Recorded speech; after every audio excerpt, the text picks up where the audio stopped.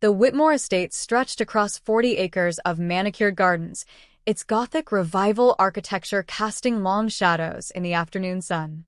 Inside the marble-floored foyer, 12-year-old Alexander Whitmore sat motionless in his wheelchair, staring blankly at the ornate chandelier above. To anyone watching, he appeared completely disconnected from the world around him, a child lost in perpetual silence.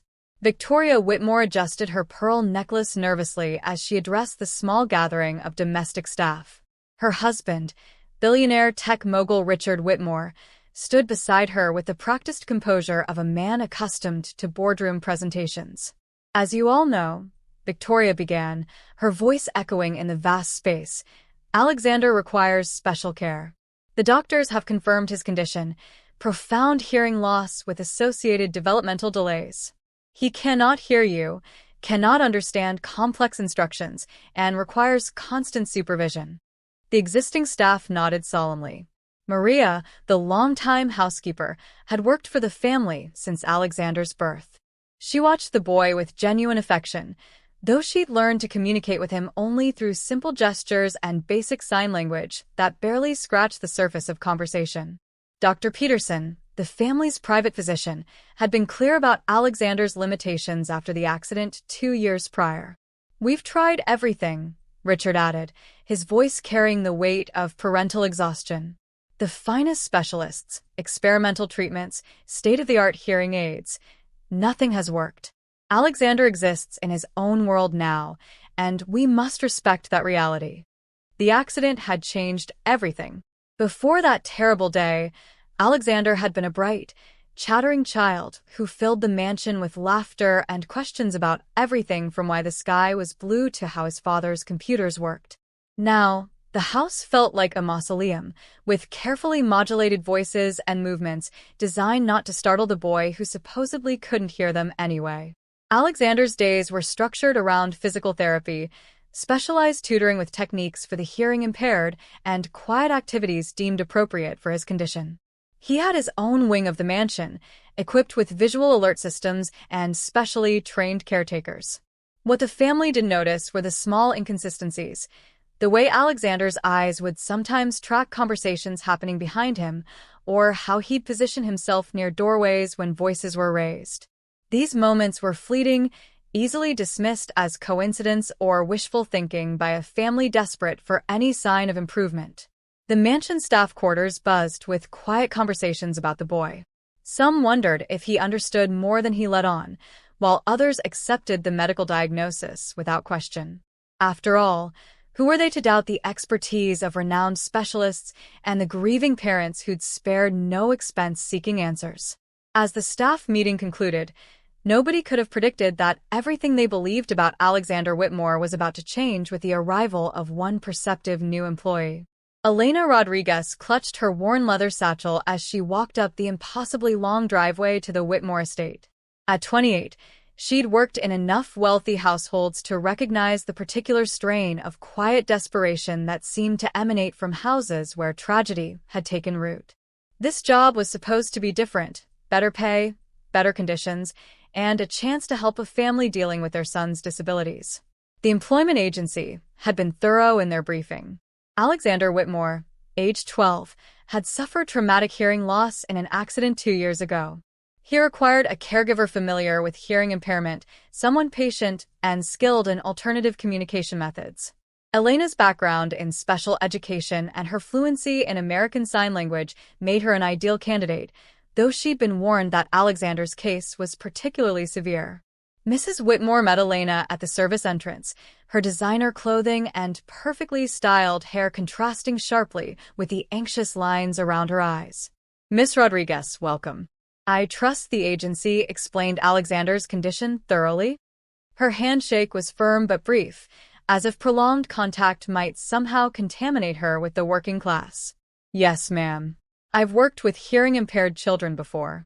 Every case is unique, but I'm confident I can help Alexander develop better communication skills and perhaps expand his daily activities."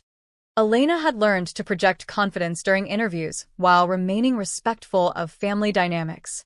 Victoria led her through a maze of corridors decorated with priceless artwork and family photographs. Elena noticed how the pictures seemed to stop abruptly. No recent photos of Alexander. No evidence of the vibrant child he must have been before the accident. Alexander spends most of his time in the East Wing, Victoria explained. His previous caregiver left last month. She found the work too challenging. Alexander can be difficult. They paused outside a heavy oak door. Victoria's voice dropped to barely above a whisper, despite her insistence that her son couldn't hear. The doctors say he's retreated into himself. He rarely responds to attempts at communication, even basic sign language. He seems content to exist in his own silent world. Her words carried the exhaustion of a mother who'd fought a battle she couldn't win. Elena nodded sympathetically, though something in Victoria's demeanor struck her as odd. The woman spoke about her son's deafness with absolute certainty, yet she whispered as if afraid he might overhear. It was a contradiction Elena filed away for later consideration. "I'd like to meet Alexander now, if that's possible," Elena said gently. Sometimes children respond differently to new people, especially when there's no preconceived notion of what they can or cannot do. Victoria hesitated, her hand hovering over the door handle. "He may not acknowledge you at all. Please don't take it personally. It's not you, it's his condition." She opened the door to reveal a spacious bedroom converted into something resembling a medical facility, mixed with a luxury nursery. Alexander sat by the window, a puzzle half completed on the table before him. He was smaller than Elena had expected, with dark hair that fell across intelligent brown eyes. When they entered, he looked up briefly, a quick, assessing glance that seemed to take in every detail of Elena's appearance before he returned his attention to the puzzle. But Elena had caught something in that momentary glance, something that made her pulse quicken with possibility. Those weren't the vacant eyes of a severely disabled child. They were the calculating eyes of someone very much aware of his surroundings, someone who was choosing not to engage rather than unable to do so. Elena's first week at the Whitmore estate followed the established routine with mechanical precision. Alexander's day began at 7 with breakfast delivered to his room, followed by physical therapy, an hour of specialized education using visual learning materials, lunch, quiet time, more therapy, dinner, and bed by 8:30. Every activity was designed around his supposed limitations, treating him like a fragile child rather than an intelligent 12-year-old. But Elena was watching, really watching, in ways the previous caregivers apparently hadn't. During Alexander's educational time, when she presented him with picture cards and simple matching games designed for much younger children, she noticed his fingers tapping impatiently on the desk. When she deliberately made mistakes in her sign language, mixing up simple words or using incorrect grammar, she caught him suppressing what looked suspiciously like eye rolls. The most telling moment came during his physical therapy session. The therapist, a kind but somewhat patronizing woman named Janet, always narrated her actions loudly, despite everyone's belief that Alexander couldn't hear her. "Now we're going to stretch your left leg, Alexander. This might feel a little strange, but it's good for you." As Janet turned to retrieve a piece of equipment, she knocked over her water bottle. Alexander's head turned toward the sound before he seemed to catch himself, quickly looking away. Elena said nothing, but she began testing small theories. She would drop items behind Alexander when he couldn't see her in his peripheral vision. Sometimes he reacted, sometimes he didn't, but there was a pattern emerging. He seemed more likely to respond to unexpected sounds when he thought no one was watching him directly. The family dynamics added another layer of complexity to Elena's observations. Richard Whitmore rarely spent time with his son, claiming his presence upset the boy. Victoria's interactions were stilted and guilt-ridden, as if she was performing the role of devoted mother rather than simply being one. Both parents spoke about Alexander in his presence as if he were a piece of furniture, discussing his condition, limitations, and future prospects with clinical detachment.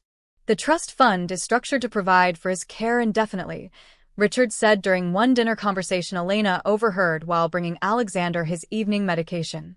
"Given his condition, he'll need full-time supervision for the rest of his life.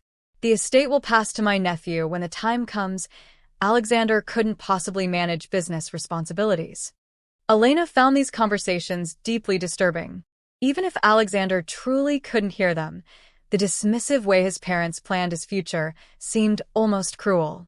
But what if he could hear them? What if this intelligent-looking boy was listening to his parents write him off as incompetent and plan his inheritance around his supposed limitations? Her breakthrough came during Alexander's bath time. Elena had been instructed to supervise from just outside the bathroom door. Alexander was supposedly capable of washing himself, but needed monitoring for safety.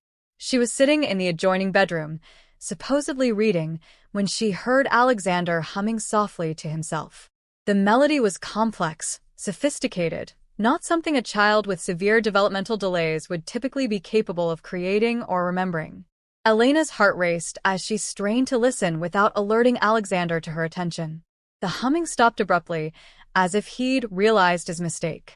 When she entered the bathroom a few minutes later to help him out of the tub, his expression was carefully neutral, but she could see the wariness in his eyes. That night, Elena lay awake in her small room in the servants' quarters, pieces of a disturbing puzzle forming in her mind.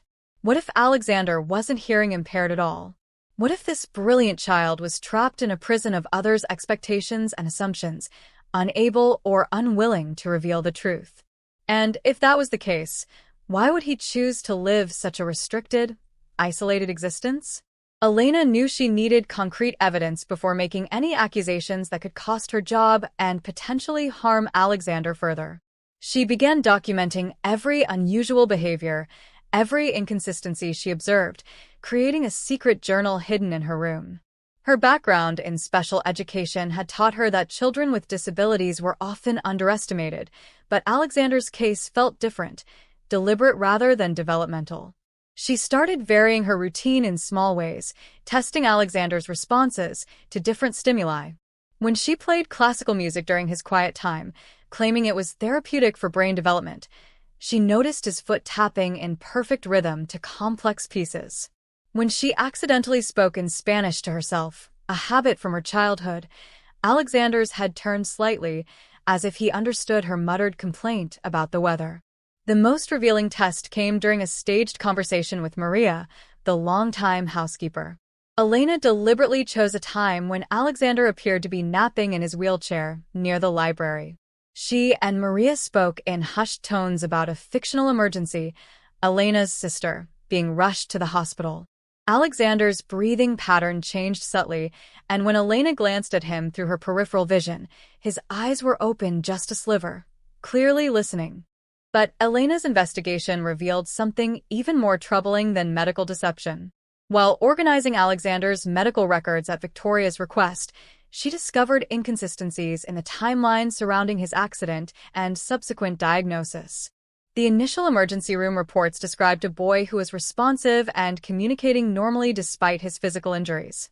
The hearing loss diagnosis didn't appear in his medical file until several weeks later at a private clinic owned by Dr. Peterson. Elena began researching Dr. Peterson online during her breaks. He was indeed a licensed physician, but his specialty was internal medicine, not audiology or pediatric neurology. His private clinic catered to wealthy families requiring discreet medical services, a euphemism that could mean anything from cosmetic procedures to covering up embarrassing conditions. Why would the Whitmores take their son to such a specialist for a hearing evaluation? The more Elena investigated, the more questions arose. Alexander's accident had occurred during a family gathering where Richard's business associates were present. According to the police report Elena managed to access through a friend who worked at the courthouse, Alexander had fallen down a flight of stairs, but there were no witnesses to the actual fall. The official story was that he'd been playing alone in an upstairs hallway and had lost his footing. But children didn't typically play alone during family parties, especially bright, social children like Alexander had apparently been. Elena found old social media posts and newspaper articles featuring the Whitmore family from before the accident. Alexander appeared in dozens of photos and mentions, a confident, articulate child who often spoke at charity events alongside his parents, clearly intelligent and socially adept. The contrast between that vibrant child and the silent, withdrawn boy she cared for daily was stark. Children could certainly change dramatically after trauma, but the specific nature of Alexander's supposed condition raised red flags. Traumatic hearing loss severe enough to cause the complete communication shutdown described by his parents would typically be accompanied by other neurological symptoms, which Alexander didn't display. Elena's most disturbing discovery came when she found Alexander's old bedroom in a wing of the house that was supposedly closed off. Victoria had mentioned in passing that they'd moved Alexander to more suitable accommodations after his accident, but Elena had assumed this meant medical equipment and accessibility features. Instead, she found a typical boys' room frozen in time, complex model airplanes hanging from the ceiling, advanced books on science and technology, awards from academic competitions, and photos of Alexander engaged in activities that required excellent hearing, playing piano, participating in debate club, performing in school plays. This wasn't the room of a child who'd ever had developmental delays or communication difficulties. This was the room of an exceptionally bright, talented boy who'd been actively engaged with the world around him.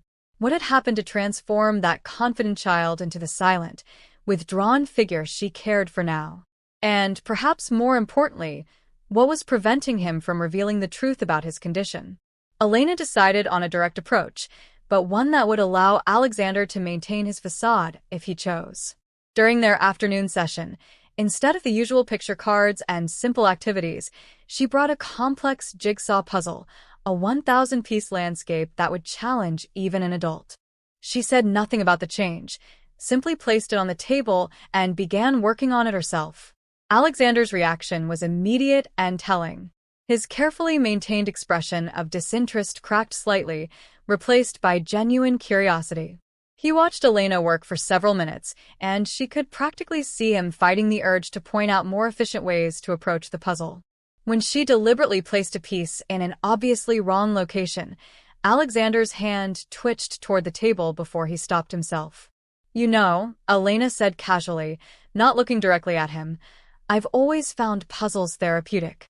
They require patience, pattern recognition, spatial intelligence. The kind of skills that don't depend on hearing at all." She continued working, letting the implications of her words sink in. Over the next few minutes, Alexander gradually moved closer to the table. When Elena stepped away to answer a knock at the door, a deliberately staged interruption by Maria, she returned to find that Alexander had corrected her mistake and added 3 more pieces to the puzzle. He was back in his chair, staring out the window, but the evidence of his engagement was clear. Elena felt a surge of triumph mixed with sadness. Here was proof of Alexander's intelligence and awareness, but also evidence of the elaborate performance he'd been maintaining for 2 years. The question was why, and how to help him without exposing him before he was ready. She began leaving increasingly complex materials in Alexander's room, advanced books hidden among the simple picture books, mathematical puzzles disguised as children's games, art supplies that would allow for sophisticated expression. Each morning, she'd find subtle evidence that Alexander had engaged with these materials during his alone time. The breakthrough came 3 weeks into Elena's employment, during what appeared to be a family crisis. Richard had received a phone call that sent him into a rage, something about a business deal falling through, investors pulling out, legal complications that could threaten the family's fortune. He was shouting into his phone in his study, his voice carrying throughout the house despite his usual efforts at maintaining perfect composure. Elena was with Alexander in the garden when Richard's voice rose to a particularly loud crescendo, including several expletives and threats against business associates. Alexander's reaction was unmistakable. He winced at the harsh language and looked toward the house with an expression of genuine concern and embarrassment. There was no way someone with profound hearing loss could have reacted so specifically to the emotional content of Richard's distant outburst. "Alexander," Elena said quietly, turning to face him directly. "I know you can hear me." For a moment, the boy's carefully constructed mask slipped completely. Fear, relief, and desperate hope flickered across his features before he managed to reassert his blank expression. But it was too late. Elena had seen the real child beneath the performance. "I'm not going to force you to talk," Elena continued gently. "And I'm not going to tell anyone what I know unless you want me to. But I want you to understand that you don't have to keep pretending with me. I'm here to help you, whatever that means. Alexander remained silent, but Elena could see him processing her words, weighing his options. The internal struggle was visible on his face, the desire for connection warring with whatever had motivated him to maintain his deception for so long. Finally, in a voice rusty from disuse but clearly articulate, Alexander spoke his first words to her. You don't understand. I can't stop pretending. If they know I can hear them, everything will change. And I'm not ready for that yet. The admission hung in the air between them, opening a door to truths that Elena suspected were far more complex and troubling than simple medical deception. That evening, after the household had settled into its usual quiet routine, Elena found a note slipped under her door. Library, 11 p.m. Please come alone. The handwriting was sophisticated, clearly belonging to someone with excellent fine motor skills and education. Nothing like the crude scrawls she'd been told represented the extent of Alexander's written communication abilities. Elena made her way through the dark corridors of the mansion, her heart pounding with anticipation and concern. The library was vast, with floor-to-ceiling shelves and comfortable reading nooks illuminated by moonlight streaming through tall windows. She found Alexander waiting in a corner chair, looking older than his 12 years in the silver light. I've been planning this conversation for weeks, Alexander began, his voice clear and intelligent. Ever since I realized you were different from the others. You actually watch me instead of just watching over me. His words carried the weight of someone who'd spent far too long being underestimated and overlooked. Elena settled into a chair across from him, maintaining a respectful distance while encouraging him to continue. How long have you been pretending? She asked gently. Since about 3 months after the accident, Alexander replied. At first, I really was injured. I had a concussion, some hearing issues, difficulty concentrating. But as I got better, I started noticing things. Conversations my parents thought I couldn't hear. Plans being made for my future, or rather, my lack of one. He stood and walked to the window, his posture reflecting a maturity beyond his years. Did you know that before my accident, I was being considered for early admission to several prestigious prep schools? I had already tested into advanced mathematics programs, and my IQ score was in the gifted range. I was supposed to be groomed to eventually take over my father's business empire. Elena felt a chill as she began to understand the implications. What changed? Alexander turned back to her, his young face set in grim lines. My accident wasn't really an accident, Elena. I overheard something I shouldn't have during that party. Something about my father's business dealings that could have sent him to prison if it came to light. I was 12 years old, and I made the mistake of asking him about it later that evening. The boy's voice grew quieter, more controlled. He didn't push me down those stairs, but he didn't stop me from falling when I backed away from him in fear either. And when I was lying at the bottom, hurt and confused, I heard him telling my mother that maybe this was for the best, that a child with disabilities would be less of a liability than a bright boy who asked too many questions. Elena felt sick. So, you decided to play the part they wanted you to play? At first, it was just easier than dealing with the tension and fear in the house. My parents were relieved when the doctors said I had cognitive impairment from the head injury. They stopped expecting me to understand adult conversations, stopped worrying about what I might say to outsiders. Dr. Peterson was happy to confirm whatever diagnosis would give my parents peace of mind, for the right price. Alexander moved to another bookshelf, running his fingers along familiar spines. But then I realized how much freedom my supposed disability gave me. I could go anywhere in the house without being questioned. I could listen to phone calls, read documents left on desks, observe things that adults would never discuss in front of a normal child. I learned more about my father's business in 2 years of pretending to be deaf than I probably would have learned in a decade of being treated as his heir. What kind of business dealings? Elena asked, though she wasn't sure she wanted to know. Money laundering, primarily. Tax evasion schemes. Bribery of government officials to secure contracts. The legitimate tech business is successful, but it's also a front for moving money for some very dangerous people. Alexander's voice carried a weariness that no child should possess. If those activities came to light, it wouldn't just mean prison for my father. The people he works with don't tolerate loose ends or security risks. Elena began to understand the true scope of what she'd stumbled into. So you've been protecting yourself by appearing harmless and incompetent. Exactly. A severely disabled child poses no threat to anyone. I can't inherit the business, can't testify in court, can't be considered a reliable witness to anything. I'm essentially invisible to the dangerous people my father associates with. Alexander returned to his chair, looking suddenly very young and very tired. But this isn't sustainable, Alexander. You're sacrificing your entire future, your education, your relationships, your development as a person. There has to be another way. Alexander met her eyes directly. I've been working on that. Why do you think I let you discover the truth? I need help, Elena. I need someone I can trust to help me find a way out of this situation without getting us both killed in the process. Over the following weeks, Alexander began sharing the full extent of what he'd learned during his 2 years of strategic invisibility. He led Elena through a hidden passage behind the library that connected to his father's study, a route he discovered during his explorations of the mansion. From this concealed vantage point, he'd observed countless meetings that had painted a disturbing picture of the Whitmore family's true source of wealth. The tech company is legitimate, but it's deliberately kept at a moderate profit level, Alexander explained as they crouched in the narrow space between walls.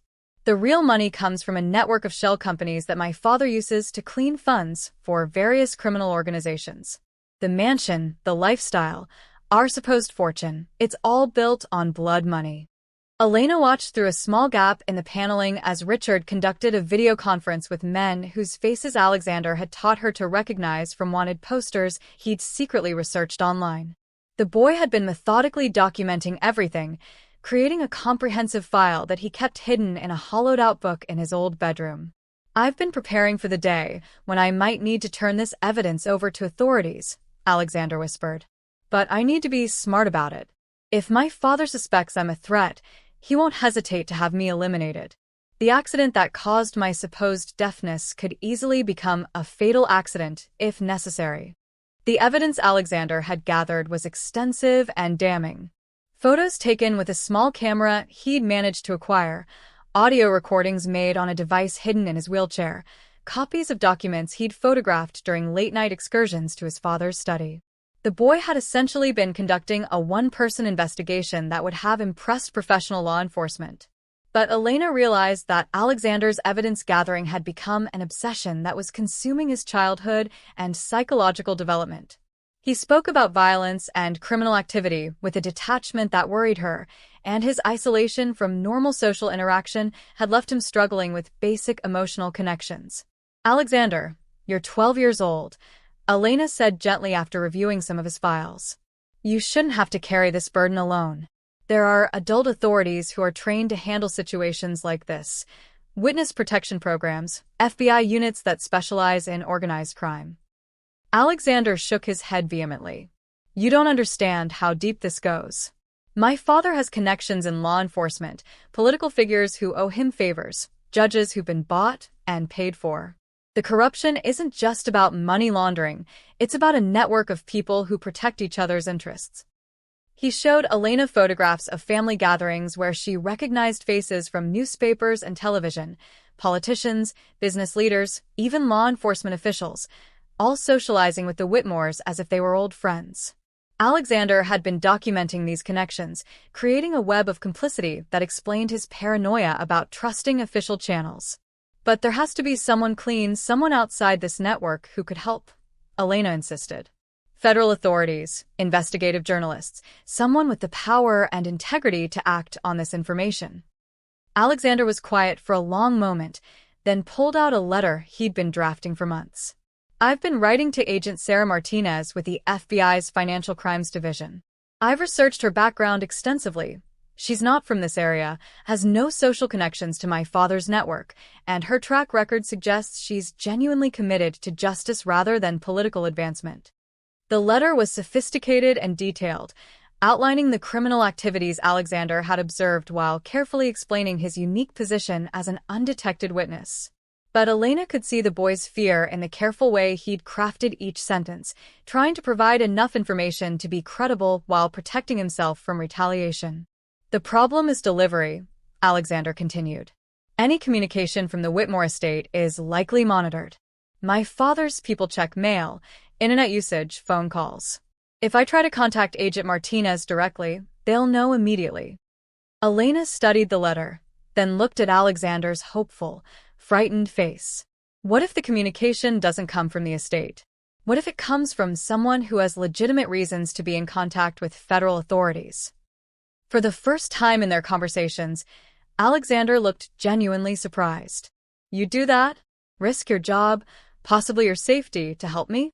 "Alexander, I became a caregiver because I believe every child deserves a chance at a normal, safe life. What's happening to you isn't just criminal. It's a form of child abuse that's being perpetuated by the very people who should be protecting you." Elena had made her decision. "But we need to be very careful about how we proceed." Elena and Alexander spent several days crafting a careful strategy that would protect them both while ensuring the evidence reached the right authorities. Elena would mail Alexander's letter and supporting documents to Agent Martinez from a post office in a neighboring city, using her day off and claiming she was visiting a sick relative. The package would include a separate letter from Elena corroborating Alexander's claims and providing her contact information as someone willing to testify about the family's deceptive behavior regarding the boy's condition. But they needed additional insurance. Alexander suggested creating multiple copies of the evidence and establishing deadman switches, automated systems that would release information if something happened to either of them. "I've been learning about computer security and encryption during my educational time," Alexander explained with a wry smile. "The simple learning programs my parents think I'm using are actually covers for much more advanced studies." Elena marveled at the boy's resourcefulness, while simultaneously worrying about the psychological toll of such elaborate deceptions. "After we contact the FBI, you'll need professional help dealing with the trauma of everything you've experienced. Living in constant fear and isolation isn't something you can just bounce back from, even after the danger is over." Alexander nodded seriously. "I know. I've been researching therapists who specialize in witness protection cases and children who've experienced prolonged trauma. Dr. Amanda Foster has an excellent reputation and no connections to my father's social circle. I've even drafted a letter to her explaining my situation, in case I need immediate psychological evaluation to support my credibility with federal authorities." The boy's thoroughness was impressive, but heartbreaking. He'd essentially been planning his own rescue for months, preparing for every contingency because he couldn't trust anyone else to protect his interests. Elena realized that gaining Alexander's trust had been as much about proving her competence as her compassion. 3 days before Elena planned to mail the package to Agent Martinez, their carefully laid plans were threatened by an unexpected development. Victoria announced that the family would be hosting a large gathering the following week, a charity auction that would bring dozens of high-profile guests to the estate. Alexander's reaction to the news was immediate and alarming. "That's not a charity auction," Alexander told Elena that night during one of their secret meetings. "It's a money laundering operation disguised as a social event. Criminals bid inflated amounts for worthless artwork, creating paper trails that make dirty money appear to be legitimate charitable donations. I've seen them do it before. It's how they clean millions of dollars at once." Elena felt the walls closing in around them. If they waited much longer to contact the FBI, they might miss their window of opportunity. But if they moved too quickly, they risked exposure before help could arrive. Alexander had been monitoring his father's communications and had detected increased tension among Richard's criminal associates. Something big was happening, and the charity auction was likely the culmination of months of planning. "We need to accelerate our timeline," Elena decided. "I'll mail the package tomorrow, and we need to prepare for the possibility that your father might discover what we're doing before the authorities can act." Alexander agreed, but his next suggestion chilled Elena to the bone. "If things go wrong, if my father realizes I've been pretending and gathering evidence, you need to promise me something. Don't try to protect me, just save yourself.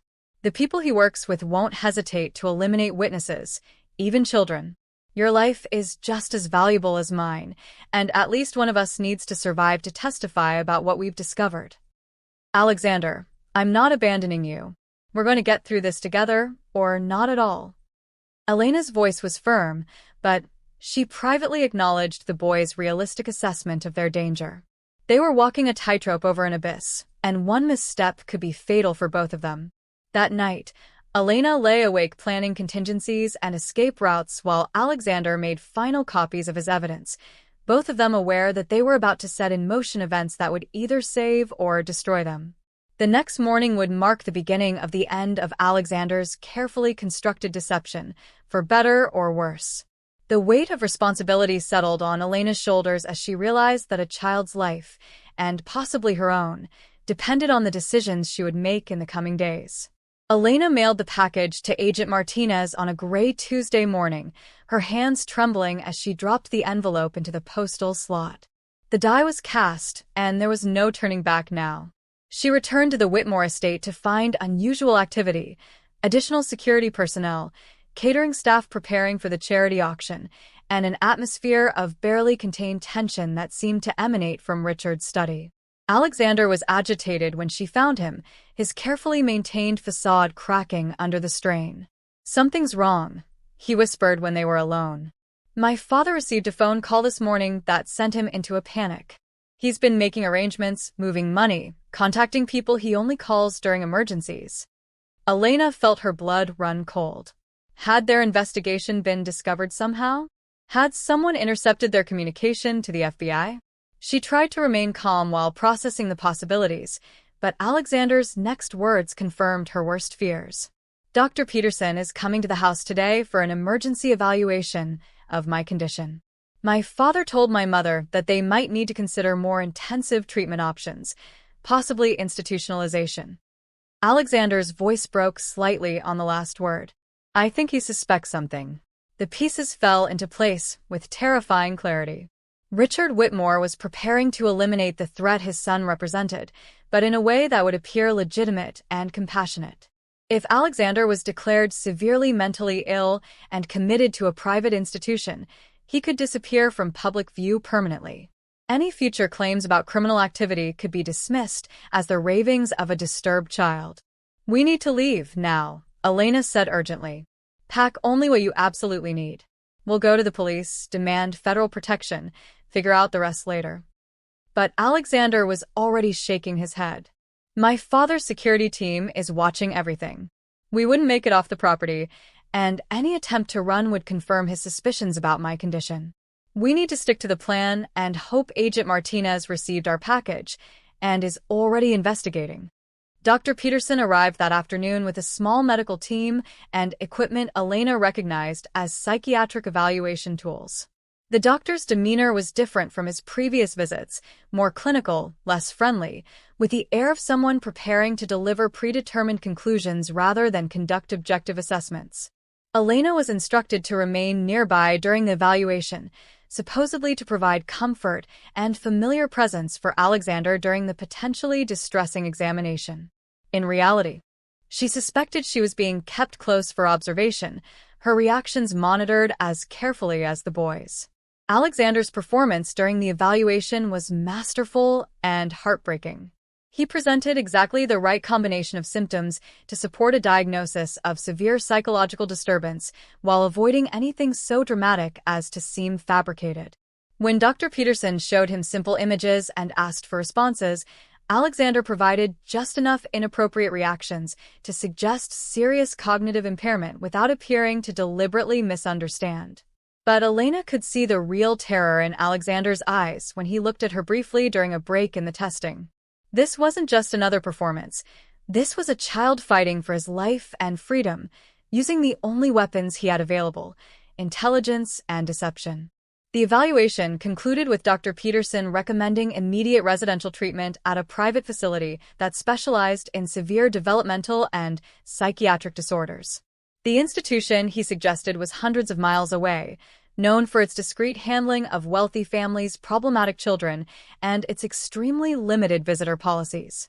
Given Alexander's deteriorating condition and the potential for self-harm or violent outbursts, I believe intensive intervention is necessary, Dr. Peterson explained to Richard and Victoria in Alexander's presence, speaking as if the boy couldn't understand the words that would seal his fate. The Hillcrest Residential Treatment Center has excellent success rates with cases like this. Elena researched Hillcrest that night and discovered it was more prison than hospital, a place where inconvenient children disappeared into a maze of locked wards and experimental treatments. Many patients who entered Hillcrest were never released, declared permanently incompetent, and unable to function in society. Time was running out, and Elena made a desperate decision. If the authorities weren't going to act quickly enough, she would have to create a situation that forced immediate intervention. The charity auction was scheduled for Saturday evening, with Alexander's transfer to Hillcrest planned for Sunday morning. Elena had less than 48 hours to save him, and Agent Martinez had not yet responded to their package. Desperate times called for desperate measures, and Elena decided to force the truth into the open during the one event where Richard Whitmore would be most vulnerable to exposure.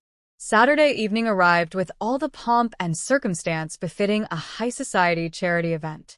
The mansion was transformed into a glittering showcase, with elegantly dressed guests mingling among displays of artwork that Elena now knew were money-laundering vehicles. Alexander was meant to be kept in his room during the event, safely out of sight and out of mind, but Elena had other plans. She waited until the auction was in full swing, when Richard was on stage presenting a particularly expensive piece that was receiving suspiciously enthusiastic bidding from known criminals. Then she wheeled Alexander into the ballroom, positioning him near the back where they could observe without immediate detection. "Are you ready for this?" Elena whispered to Alexander. "Once we do this, there's no going back to your safe invisibility." Alexander nodded, his young face set with determination. "I'm tired of being invisible.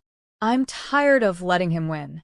His voice was barely audible, but Elena heard the steel beneath his words. Elena stepped forward, her voice cutting through the genteel chatter of the auction. "Ladies and gentlemen, I have an announcement that I believe you'll find very interesting." The room gradually quieted, attention focusing on the unexpected interruption. Richard's face went white as he recognized Elena's voice, his eyes immediately finding Alexander in the crowd. "Miss Rodriguez, please escort Alexander back to his room immediately. He shouldn't be exposed to this much stimulation. Actually, Mr. Whitmore, I think Alexander has something he'd like to say to your guests." Elena stepped aside, giving Alexander clear sight lines to the assembled crowd.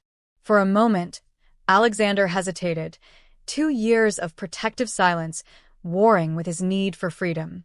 Then he stood from his wheelchair, his movement sending shockwaves through the crowd who had been told he was severely disabled. "My name is Alexander Whitmore," he said in a clear, strong voice that carried perfectly throughout the silent ballroom. "For 2 years, you've all believed I was deaf and mentally disabled. I'm not. I can hear every word you've ever said in my presence, and I've been documenting my father's criminal activities the entire time." The reaction was immediate and chaotic. Guests began murmuring in alarm, some moving toward exits, others pulling out phones. Richard started toward his son with murder in his eyes, but Alexander had prepared for this moment. "I wouldn't come any closer, Dad," Alexander said loudly, ensuring everyone could hear him. "Agent Sarah Martinez of the FBI Financial Crimes Division received comprehensive evidence of your money laundering operations 3 days ago. She's been investigating your network of shell companies, your criminal associates, and your use of charity events like this one to clean dirty money." As if summoned by Alexander's words, the ballroom doors burst open to admit federal agents in tactical gear. Agent Martinez, a sharp-eyed woman in her 40s, stepped forward with her badge clearly visible. "Richard Whitmore, you're under arrest for conspiracy to commit money laundering, racketeering, and tax evasion. You have the right to remain silent." Her words were drowned out by the chaos as panicked guests tried to flee and additional agents moved to secure the exits. Elena felt a surge of relief and terror as she realized their gamble had paid off. Agent Martinez had received their package, conducted a rapid investigation, and coordinated with local authorities to time the arrests perfectly with a charity auction where multiple criminals would be present. But their victory came with immediate danger. As Richard was being handcuffed, Elena caught sight of one of his security men moving toward Alexander with obvious malicious intent. The boy was standing frozen, overwhelmed by the chaos he'd unleashed, vulnerable to retaliation from his father's associates. Elena threw herself between Alexander and the approaching threat, shouting for Agent Martinez's attention. The federal agent responded immediately, her team moving to secure both Elena and Alexander while arresting the would-be attacker. In the aftermath, as the mansion filled with law enforcement personnel and the auction guests were processed for questioning, Elena found herself holding Alexander as the boy finally allowed himself to break down. 2 years of carefully controlled fear and isolation poured out of him in great, shuddering sobs while Elena whispered reassurances that he was safe now, that the truth was finally out, that he would never have to pretend again. Agent Martinez approached them gently once the immediate chaos had subsided. "Alexander, you've been incredibly brave, but we need to get you somewhere safe while we process all of this evidence and testimony. Elena, I understand you played a crucial role in bringing this to light. We'll need extensive statements from both of you." As they were escorted from the mansion that had been Alexander's prison for 2 years, Elena realized that their ordeal was far from over. There would be trials, testimony, media attention, and the long process of helping Alexander recover from his traumatic isolation. But for the first time in months, she felt hope. Alexander would have his voice back, his future back, and his freedom back. The brilliant, curious child who had been hidden beneath layers of deception and fear could finally begin to emerge. As they walked toward the federal agents' cars, Alexander spoke his first words as a truly free child. "Elena, thank you for seeing me when everyone else chose to look away." The mansion stood empty behind them, its secrets finally exposed to the light, while Alexander stepped forward into a future where he would never again have to choose between truth and safety. The boy who had been diagnosed as deaf had found his voice at last, and his words would ensure that justice was served not just for him, but for all the victims of his father's criminal empire.